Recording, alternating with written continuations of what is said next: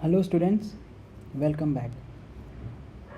So in this video I am going to introduce you about the reactors. So first I will introduce कि कौन से types of reactors generally ideal reactors होते हैं. Then I will explain you about the batch reactor and how to derive the performance equation of the same. Okay, so let's start. So in this figure, in this picture rather, you can see in the center you are having a reactor. So this is a reactor, and here there is an input, यानी कि जो raw material जो हम feed कर रहे हैं इस reactor के, and then here is your product, that is output. So जो ये अब हमें क्या है मुद्दे की बात, we have to find a performance equation, और इसे हम कह सकते हैं डिज़ाइन इक्वेशन या सिंपल ये परफॉर्मेंस इक्वेशन. डिज़ाइन इक्वेशन क्या है? It relates input to output. मतलब एक ये it is generally a material balance equation. Material balance equation मतलब कि जितना मटेरियल इन हो रहा है किसी रिएक्टर पे उतना ही आउटपुट होगा. ये simply law of conservation of mass पे बेस्ड है कि matter can not be created neither be destroyed. तो इसलिए जो मैटर इन होगा इतना ही आउट होगा. ओके, अब रिएक्टर कैसे रिएक्ट करवाएगा, यानी how this reaction process will take place will depend on two factors. तो पहला है हमारा contacting pattern and the second is the kinetics. अब कॉन्टैक्टिंग पैटर्न क्या है और how materials flow through and contact each other in the reactor, how early or late they mix, their clumpiness or state of aggregation. By their very nature, some materials are very clumpy, for instance solids and non-coalescing liquid droplets. So contacting pattern का मतलब है कि reactor के अंदर कैसा contact हो रहा है, कैसे रिएक्टेंट्स का आपस में मिक्सिंग हो रहा है, कैसा आपस में मिलन हो रहा है, मतलब उनका कॉन्टैक्टिंग पैटर्न कैसा है. ये डिपेंड करेगा कि हम कौन कौन से अलग फॉर्म्स के रिएक्टर यूज़ करेंगे, तो उस पर ये हमारा कॉन्टैक्टिंग पैटर्न डिपेंड करेगा. And I will explain you this contacting pattern just in the next slide, so kindly be alert. और second thing is the kinetics और how fast things happen. It is very fast, then equilibrium tells what will leave the reactor. If not so fast, then the rate of chemical reaction and maybe heat and mass transfer to will determine what will happen. इसका मतलब है कि basically kinetics से जो previous lectures में we have seen कि this minus R A ये का जो भी ऑर्डर है, फर्स्ट ऑर्डर सेकेंड ऑर्डर है for an elementary rate equation और नॉन एलिमेंट्री के लिए जो भी इसका रेट इक्वेशन का टर्म्स है उस पर डिपेंड करेगा कि काइनेटिक्स कैसे फॉलो करेगा. मतलब रिएक्शन कितना फास्ट रिएक्ट करेगा और कितना स्लो डिपेंड करेगा, will be dependent on the rate how rate of reaction takes place. तो ये एक रिएक्शन का अपना प्रॉपर्टी है. ओके, तो अगर रिएक्शन फास्ट करेगा इसका मतलब है कि इक्विलिब्रियम जल्दी अचीव कर लेगा. अगर वो रिएक्शन स्लो है then it means that equilibrium slowly. और किसी अगर वो रिएक्शन हमारा एक्सोथर्मिक होगा तो उसके अंदर में भी हीट एनर्जी रिलीज़ हो सकता है, और एंडोथर्मिक है तो टेम्परेचर घट सकता है यानी कि हीट एब्जॉर्ब करेगा वो. तो ये सारी चीज़ें भी हमारा रिएक्टर में एक दो पैरामीटर होती हैं जो अफेक्ट करता है. The first thing is the contacting pattern that will depend only on the which type of reactor you choose, और kinetics will be depend upon the reactions. तो ये रिएक्शन पे बेस्ड होगा, रिएक्शन प्रॉपर्टी यानी कि rate equation का और temperature वगैरह एक्सोथर्मिक एंडोथर्मिक के लिए, और contacting pattern will depend on the reactor कि विच reactor we choose.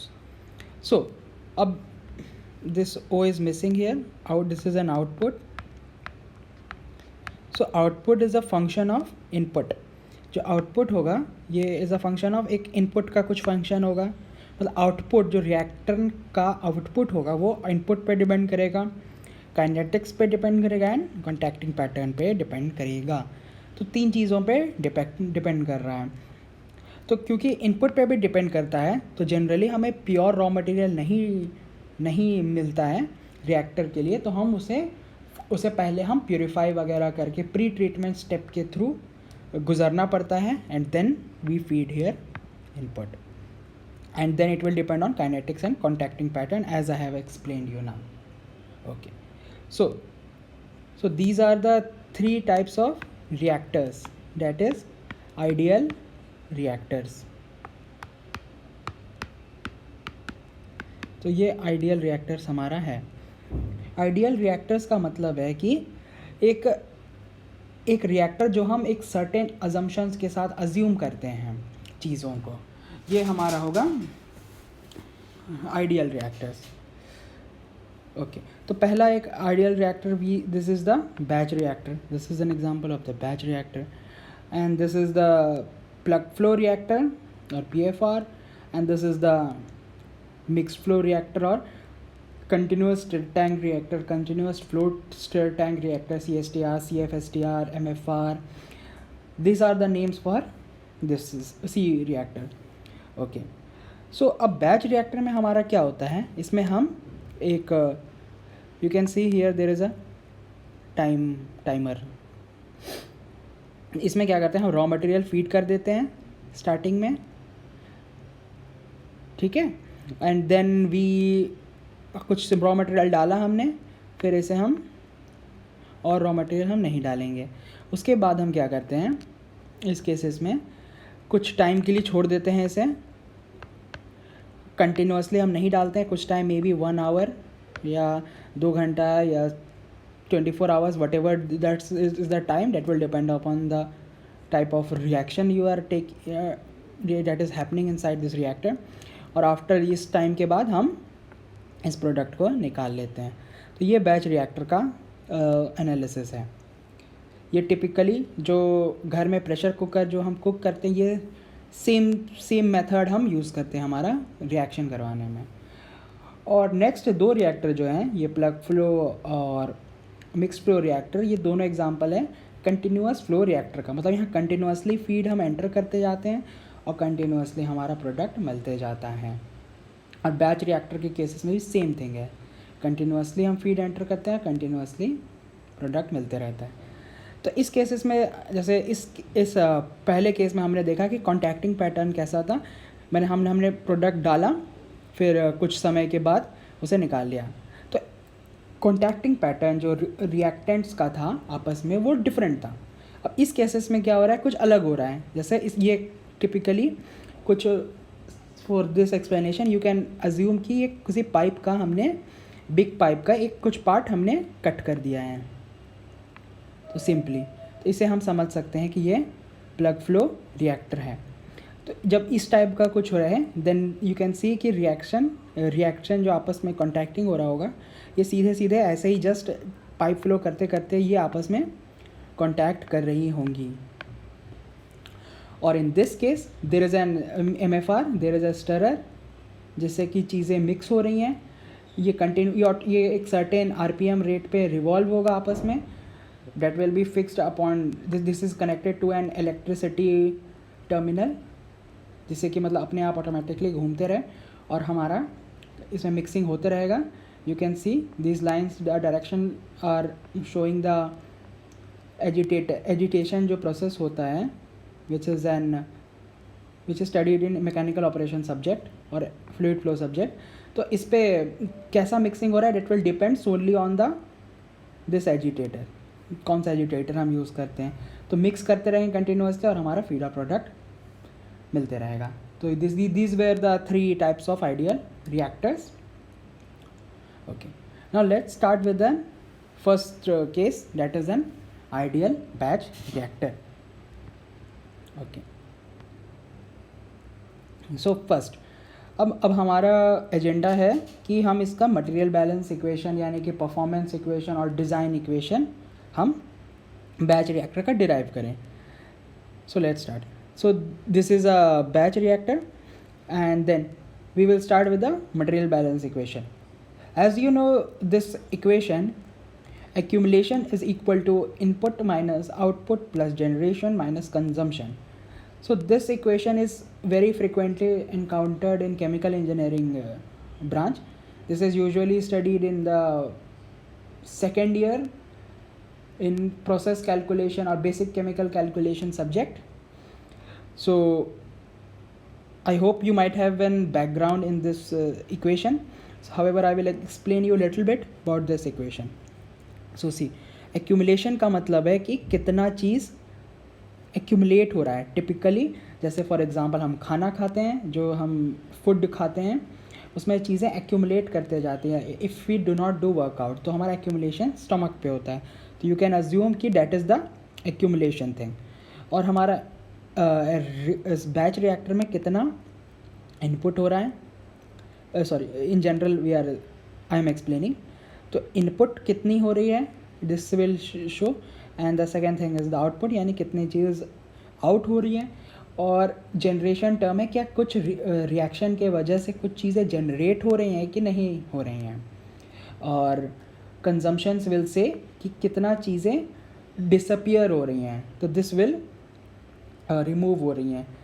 So okay, now in this case we will be deriving our material balance equation for reactant, that is A. Suppose a reaction is taking place in the form of A gives B, तो A हमारा हो गया reactant. Okay, so in this case हम equation किसी भी rate किसी भी material balance हम प्रोडक्ट के लिए भी कर सकते हैं और ऑल्सो फॉर द रिएक्टेंट. लेकिन क्योंकि हम we will take that step जो कि हमारे लिए काफ़ी आसान हो. और इस केसेस में हमको ऑलरेडी पता होगा कि रिएक्टेंट जो हम फीड कर रहे हैं उसका अमाउंट कितना है, उसका कंसंट्रेशन कितना है, उसका फ्लो रेट कितना है इन सर्टेन केसेस. तो इस केसेस में हमें ए का डेटा ऑलरेडी पता होगा. So that's why we are writing here the for material balance equation for A, because our main agenda is to find the performance equation of this ideal batch reactor. Okay, so rate of accumulation of, so now let's start with this for the batch reactor. तो देखो accumulation इस cases में input और output नहीं होगा, क्योंकि जिस time पे हम फीड को डालते हैं हमारा रिएक्टर के अंदर, तो उस टाइम पे हम कंसिडर नहीं करते हैं कि कितना इनपुट है. हम इस प्रोसेस का एनालिसिस टाइम t = 0 से करते हैं, और टाइम सपोज़ कि रिएक्शन 1 घंटे तक चल रहा है, तो हम इस बीच के टाइम को हम एनालाइज, इसके पहले का टाइम को हम वी विल से कि t < 0, उसमें कि हमारा वो टाइम आता है जिसमें हम फीड हम इन करते हैं. और t > 1 घंटे का मतलब है कि जब हमारा रिएक्शन कंप्लीट होने के बाद जो टाइम लगती है निकालने वगैरह के लिए चीज़ें. सो आई होप आप लोग को समझ में आ रहा होगा.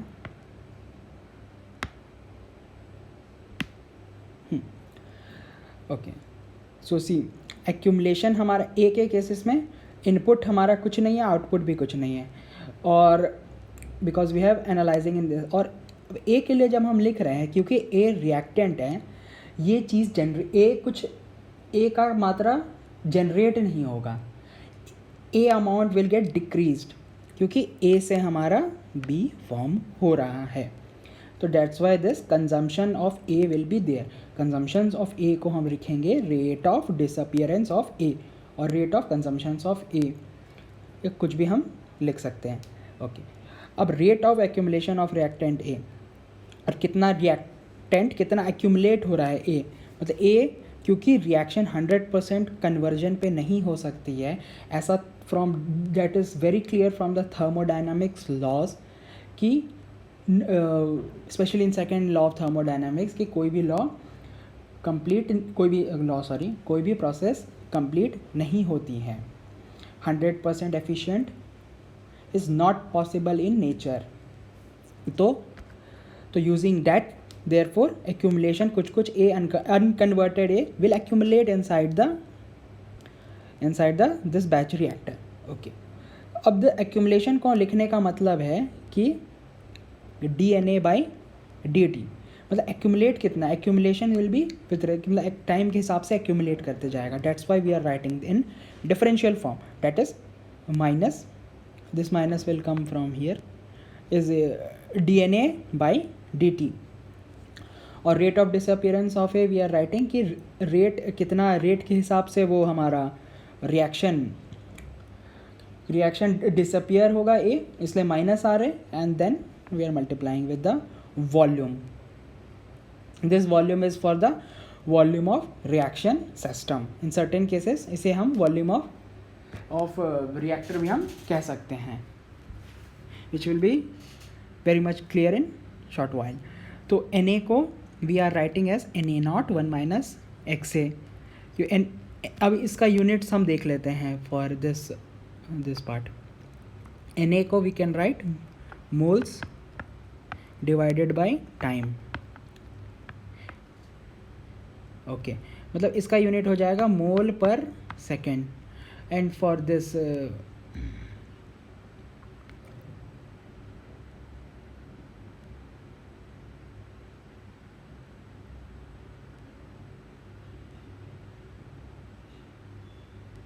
For RA you already know कि R का यूनिट होता है मोल पर मीटर क्यूब पर सेकेंड, क्योंकि RA का फॉर्मूला है is equal to 1/V DNA/dt. तो और इसको मल्टीप्लाइड बाय वॉल्यूम यानी कि metre cube. Then you will see कि दोनों साइड का यूनिट एक ही है, that is mole per second. That's why this equation is dimensionally consistent. Okay, and then just simple maths now we are differentiating this equation. तो इसमें हम DNA0 by dt को से differentiate करेंगे. this minus term will be outside this minus, and then this Na0 will get multiplied. That's why minus DNA0 XA by dt is equal to minus RAV. And then here in this you can see DNA0 जो है ये constant है, यानी कि initial number of moles. Therefore ये term हट जाएगा और ये माइनस माइनस प्लस हो जाएगा इस केसेस में. Therefore Na0 again is the constant term. That's why it will go out. Therefore Na0 dXA by dt. And here RHS will be as it is. Now let's take you to the another slide. हाँ, तो इस equation पे ध्यान दो. Minus RAV is equal to Na0 dXA by dt. अब इस equation को हम इंटीग्रेट कर देंगे.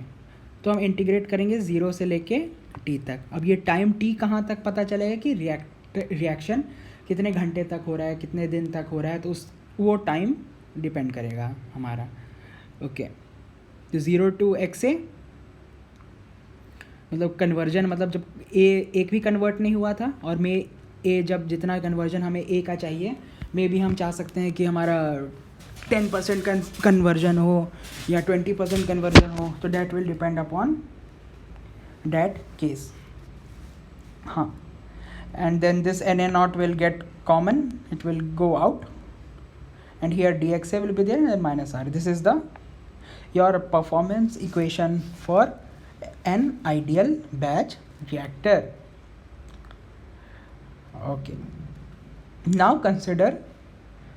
तो अब देखो, इसमें हम टाइम का फाइंड कर रहे थे. हम टाइम को क्यों हम चाहते हैं कि हमें टाइम पता चले, क्योंकि इस केसेस में जो बैच रिएक्टर है हमारा, इस केसेस में हमें जब इंडस्ट्री में आप लोग जॉब करोगे तो हम लोग को टाइम निकालना पड़ेगा कि किस टाइम पे हमें प्रोसेस को कंप्लीट करना है.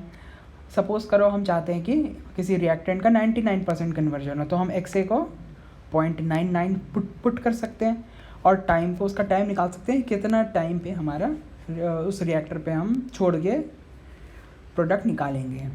तो यहाँ से हमें टाइम निकल जाएगा. That's why it is an important parameter for the batch reactor. Okay, now consider for a general case, that is V is equal to V naught 1 plus EA XA. So as I have told you in previous lectures कि volume जो है that can be variable or it can be constant volume, that will be dependent only on the types of reaction. Generally in the case of liquid reactions we can say कि volume हमारा change नहीं होता है, यानी कि we can say for liquids that it is an constant volume reaction system और CVRS. अगर हमारा वॉल्यूम चेंज होगा देन वी कैन से कि वॉल्यूम होगा variable volume reaction system VVRS. तो फॉर जनरल केस जब वॉल्यूम वेरी कर रहा है then we can write V is equal to V naught 1 plus EA XA. EA is the fractional change of A or XA. Okay, this time is Na naught 0 to XA dXA minus RA. Now we are taking this V naught common here, therefore this is Na naught by V naught and this is dXA minus RA 1 plus EXA as it is. अब T Na naught by V naught will become initial moles of A divided by initial volume of reaction system is equal to Ca naught. तो concentration Ca naught यानी कि initial concentration of A will become इसका initial moles of A divided by volume. Therefore this can be written as Ca naught. और again एक second equation आ गया जो कि specially for variable volume reaction system के लिए है जब वॉल्यूम वेरी करते हैं. तो this is for the general case for constant volume as well as variable volume. ना अब हम कांस्टेंट वॉल्यूम रिएक्शन सिस्टम के लिए देखते हैं कि इक्वेशन कैसे सिंप्लीफाई होता है.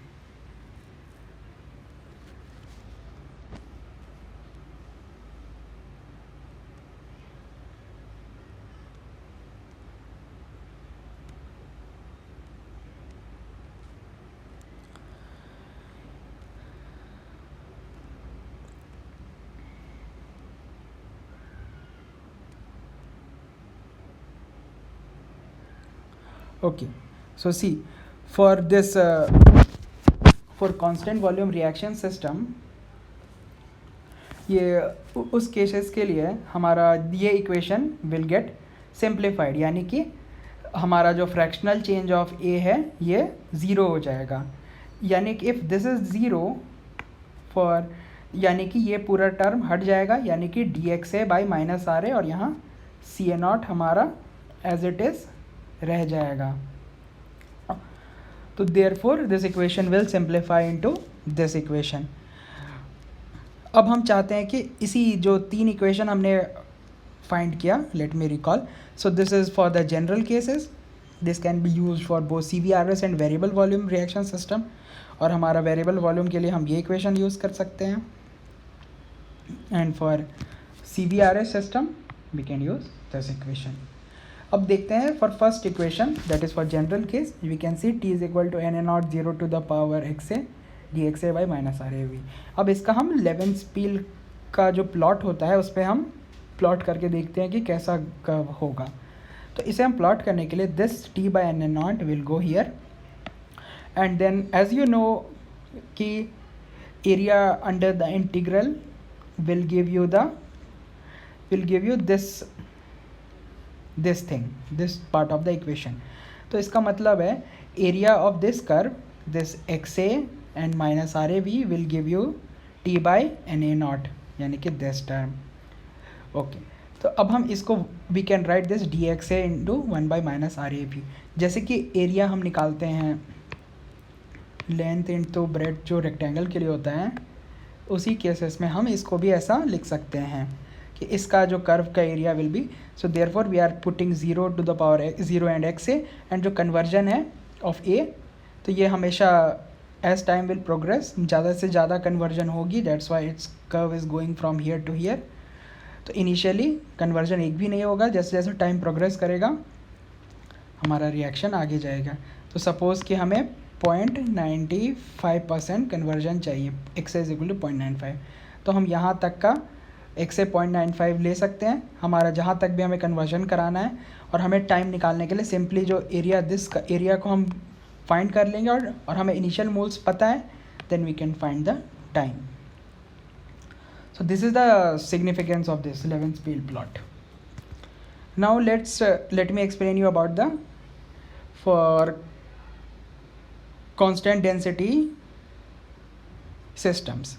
So for constant density system हमारा जो ये टर्म था, इसे हम t is equal to CA0 dxi by minus RA, so t by CA0 will go here.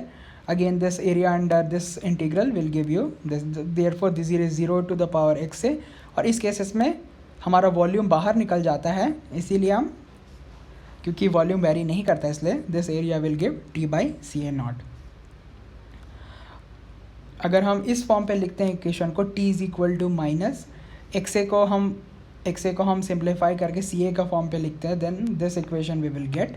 और हमारा इस केसेस में this minus 1 by minus RA into DCA will give you this plot.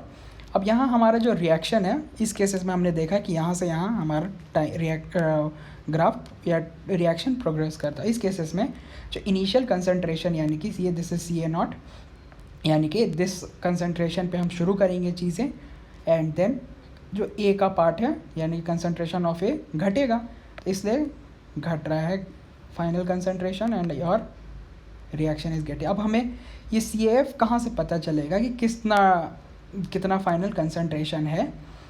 Date will depend only upon कि हमें कितना conversion करवाना है। तो उससे हम इसका भी इस फॉर्म पे हम लिख सकते हैं और टाइम हम निकाल सकते हैं। दैट इसके लिए simple.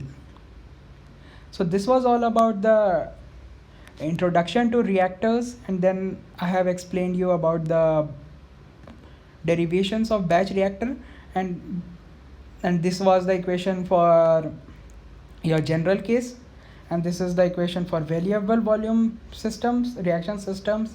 This was for the constant volume system, and then I have shown you how to plot graphs and have fun with this, how to learn through this plot. I hope you that might be clear, and then at last I have shown you the plots of constant density reaction system. So students, if you have any doubt, please feel free to ask, and thank you.